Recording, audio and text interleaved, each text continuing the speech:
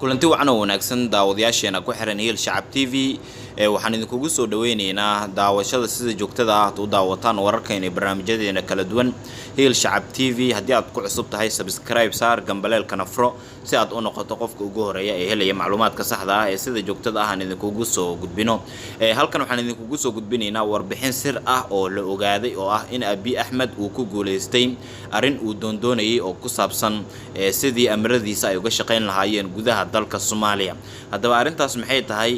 halkan ayaad kaga bogan doontaa asxaabtaada la sii wadaag si ummadda Soomaaliyeed ay u gaarto xaqiiqda dhabta ah ee jirta dawladda Ethiopia ayaa waxaa la ogaaday in ay iminka ku guuleysatay tallaabo la xiriirta in howlgalka midowga Afrika ee AMISOM ay saldhig weyn ku yeeshaan jigjiga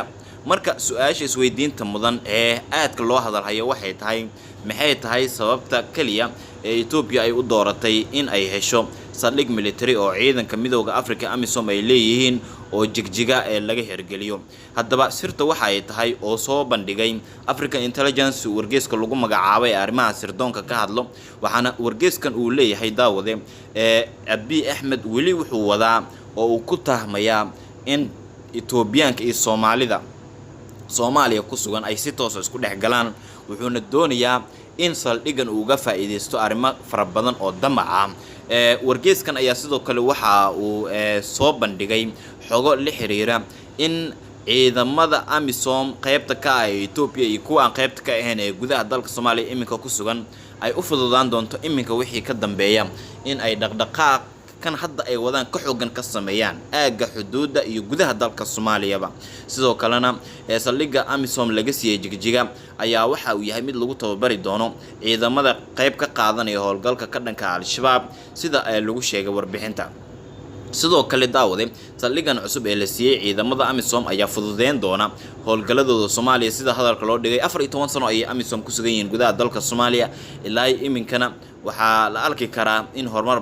ballaaran aysan sameeynin dib u dhiska ciidanka xoogga dalka oo iminka meel wanaagsan marayana waa loo arkaa in lagu soo beegay tallaabada Abiy Ahmed uu iminka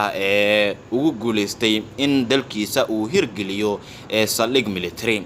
sidoo kale Ethiopia iyo Soomaaliya oo marka loo eego siyaasad ahaan aad isugu wanaagsan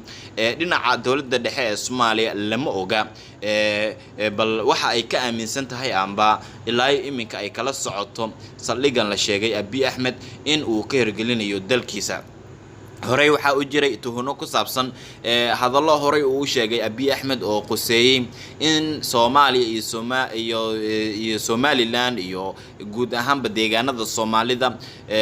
uu si isku mid ah Ethiopia ay u aragto in ay tahay inay yihiin gobol ka mid ah Soomaaliya laakiin taasi dad badan oo arrimaha diblomaasiyadda darsa waxay leeyihiin Abiy Ahmed wuxuu ka dhabaynayaa qorshayaal markii xafiiska uu yimid uu dajiyay oo ku saabsan in Soomaaliya laga dhigo kalinka lixaad ee Ethiopia waxaana iminka jirta qatar xoogan oo soo baxaysa inkastoo dawladda dhexe iyo wasaaradda arrimaha dibadda gaar ahaan aysan ka hadlin haddana dad badan waxay saadaalinayaan qatar xoogan inay ka jirto dhinaca Ethiopia oo mar walbaaba laga filan karo sidii ay u cuuriyaamin lahayd nidaamka dawladnimo ee Soomaaliya qorshahan uu ku dhawaaqay Abiy Ahmed waxa uu ku soo beegmay iyadoo dalka ra'iisul wasaaraha dhawaan xilka laga qaaday xukuumadii kalsoonida lagala laabtay madaxweynaha uu ku mashquulsan yahay soo xulista ra'iisul wasaare cusub isla markaana xilli doorasho Soomaaliya ay u diyaar garoobayso waxaana dad badan ay isweydiinayaan maxaa keenaya in xilligan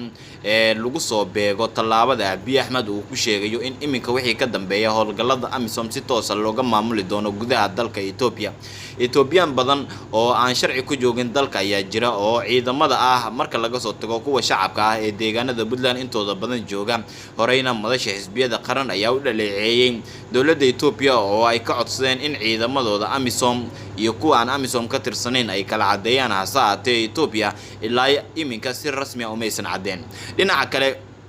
haddii aynu eegno daawadayaal sida ee warbixinta wargeyska ku xusan wuxuu adeegsaday wargeyska ilo sirdoon oo ku xiran dalka Ethiopia waxaana wargeyskan uu leeyahay Abiy Ahmed weli wuxuu qorsheenayaa tallaabooyin kale oo dhowr ah oo ku saabsan sidii uu uga faa'iideysan lahaa kheyraadka dhulka Soomaaliyeed hadda markaad fiiriso deegaanada dhaca xuduudda waxaa ku sugan ciidamo Ethiopian meelaha qaarna lacag Ethiopia ay leedahay laga isticmaalaa sida oo ay tahayna